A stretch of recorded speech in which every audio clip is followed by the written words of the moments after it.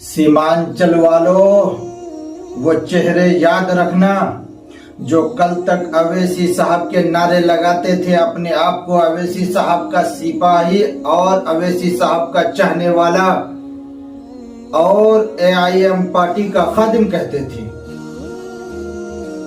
आज वही जुबानें, वही चेहरे, वही लोग अवैसी साहब के खिलाफ जहर उगल रहे हैं। जरा सोचो, कैसा ज़मीर है, कैसी सियासत है। ये वही लोग हैं जो कल तक अवैसी साहब के साया में अपनी पहचान बनाते थे, आज चंद रुपयों के लालच में उनके खिलाफ बोल रहे हैं।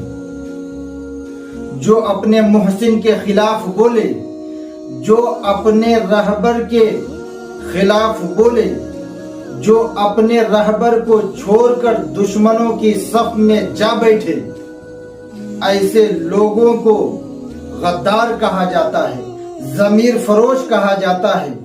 ऐसे लोग सियासी गद्दार हैं। अवैसी साहब ने कभी भी किसी जात या बिरादरी के लिए सियासत नहीं की, बल्कि उन्होंने हमेशा उम्मत मुस्लिमा के हुकूक की बात की है।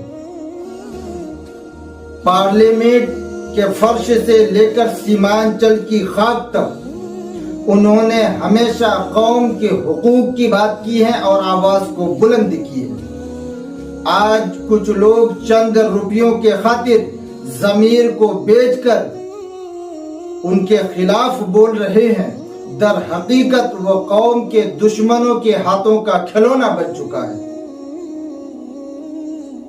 हम अवैसी साहब के साथ हैं और अवैसी साहब के साथ इंशाअल्लाह ताला रहेंगे, क्योंकि अवैसी साहब का मिशन इक़्तिदार नहीं बल्कि किरदार है। उनकी सियासत नफरत नहीं बल्कि शुऊर है।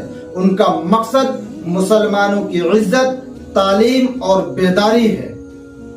ऐ ज़मीर फरोशो, ऐ गद्दारो, तुम्हारी जुबानों से जहर निकल रहा है, मगर ये जहर हमें कमजोर नहीं कर सकता। क्यों? कि हम जानते हैं कि हक की राह में मुखालिफत होना सबसे बड़ी पहचान है। अल्लाह तबारक व तआला अवैसी साहब को सलामत रखे।